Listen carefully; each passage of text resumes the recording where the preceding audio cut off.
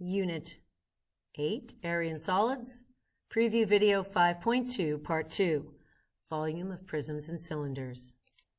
Take a moment, deep breath, ready, inhale.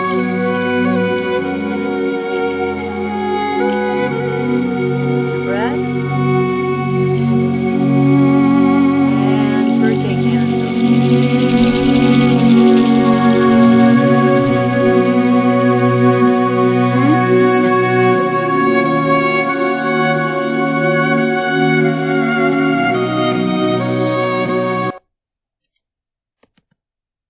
Taking a look here, Part 2.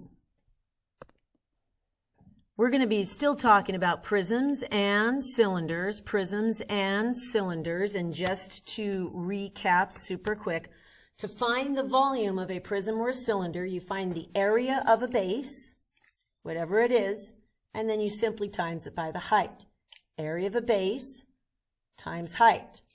For this solid, it'd be the area of the hexagon times the height, distance between the bases.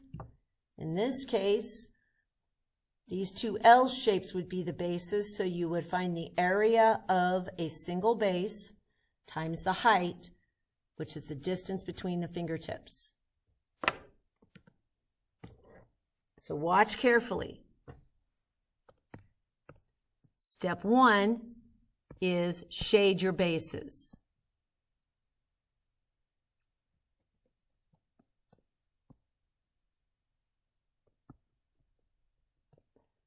Remember, those bases have three qualities, C, P, R. They are two congruent shapes, which these two trapezoids are. They're parallel to each other, and everything that connects them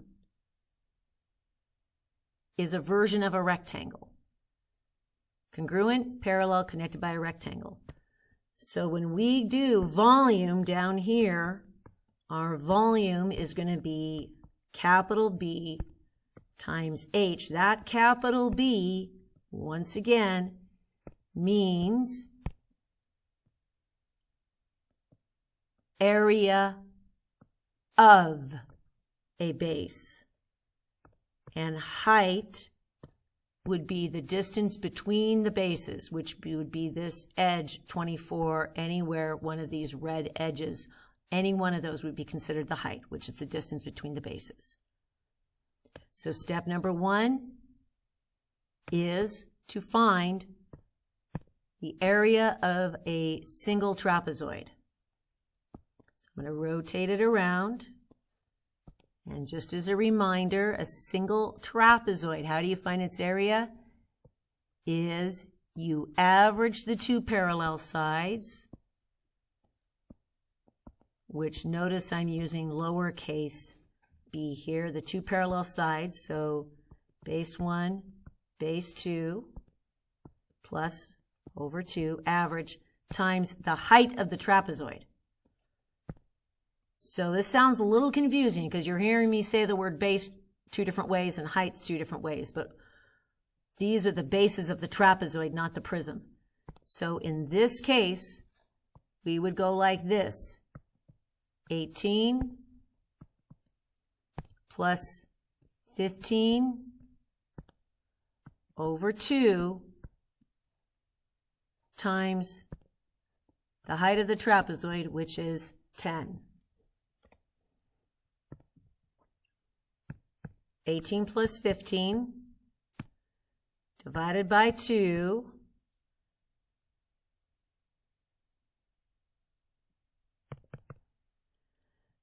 18 plus 15 divided by 2, 16.5, and then we're going to times by 10 the height, which is 165.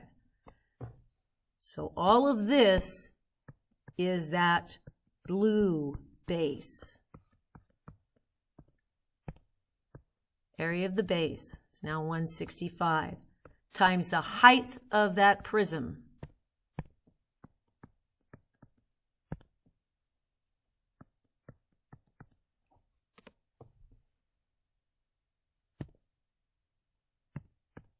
165 times the height, which is 24.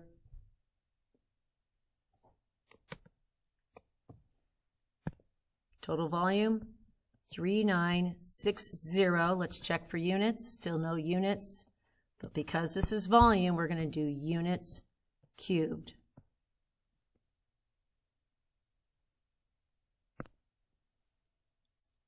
You try this one on your own. Keep your answer in pi form.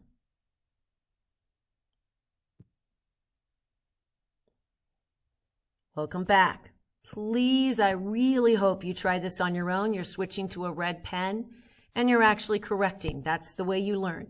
We shade the bases. In this case, the bases are these two circles. So in a cylinder, the bases are two circles. But it's turned sideways. In this, it's turned sideways, so the height is the distance between the bases.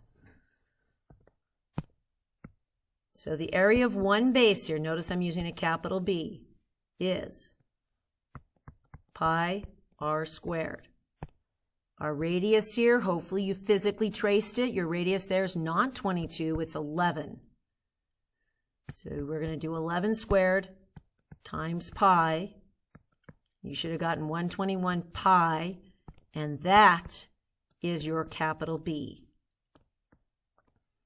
Come down here. The volume is capital B base times your height, which is the distance between the bases. So it's going to be 121 pi times the height, which is 10.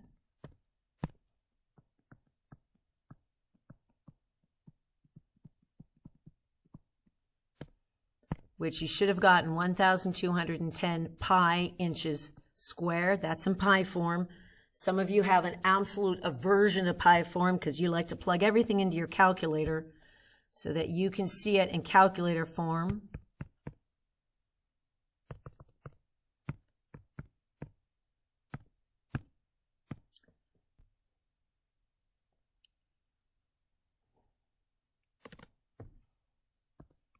This would be approximately 38.01.3 inches cubed, because it's volume.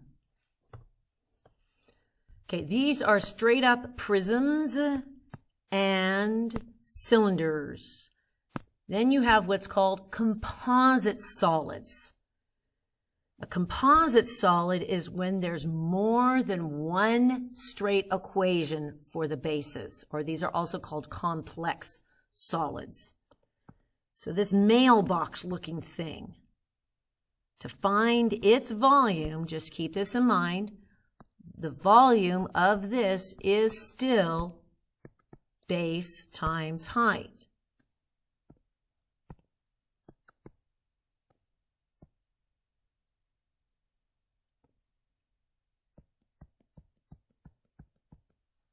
Your bases are these two shapes. Why? Because they're congruent and parallel and connected by rectangles. So your capital B is now a composite area.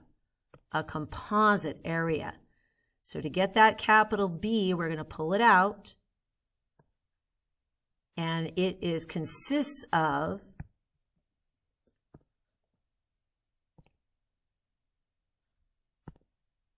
a half of a circle and, of course, a rectangle. So we have to find the area of that composite shape. So this would be pi r squared over 2, and this, of course, is length times width. So coming over here, looking very, very close, this is a little tricky. Your diameter is 9.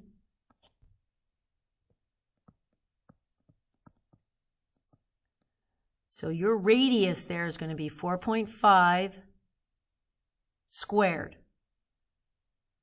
times pi. And because we're adding it to something else, we're going to get it in decimal form.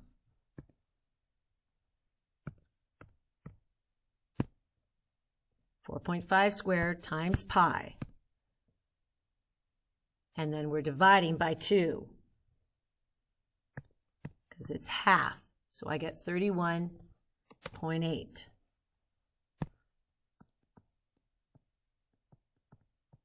So I got the full square, then I was full circle, cut it in half.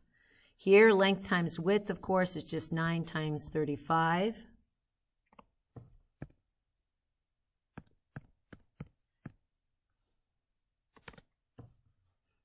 I get 315.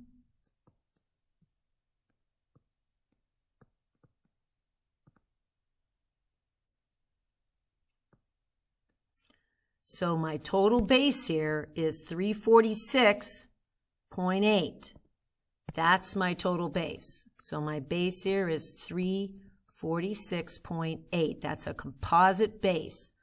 My height is the distance between the bases, which would be any one of these red segments, which is 42. So your base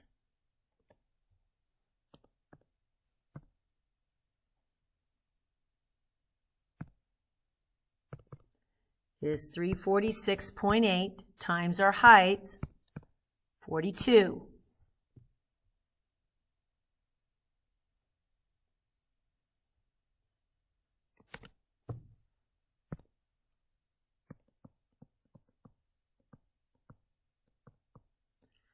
$14,565.6. Check for units. No units, so we call that units cubed.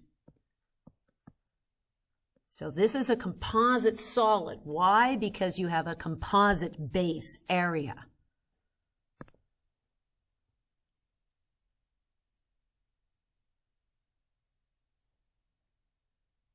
This page you're going to try on your own. Find the volume of this composite solid and then restart. Okay, students. Your base here, bases if you will, is this shape here. That's your base.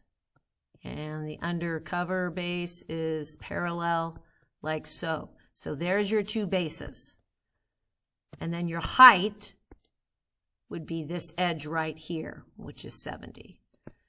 So to get this base, capital B, there are two pieces. Of course, one is a triangle and a rectangle. So our triangle area is lowercase base times height over 2. That base right there is 42. The height, that's a little tricky, that's 20, which means that's 20. So the height of the triangle is 20. That's 42, and of course over 2. That means our triangle base is 420 plus our rectangle, which is 42 times 20, length times width, which of course is 840. So our total base, our capital B here, you should have gotten 1,260 units squared. That's your B, base. Volume. Base times height. Your capital B here is 1,260. Your height, distance between the bases, is 70.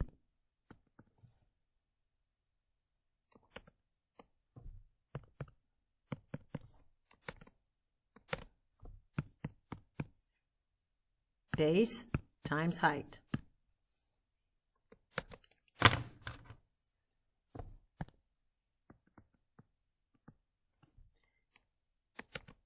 88,200 units cubed.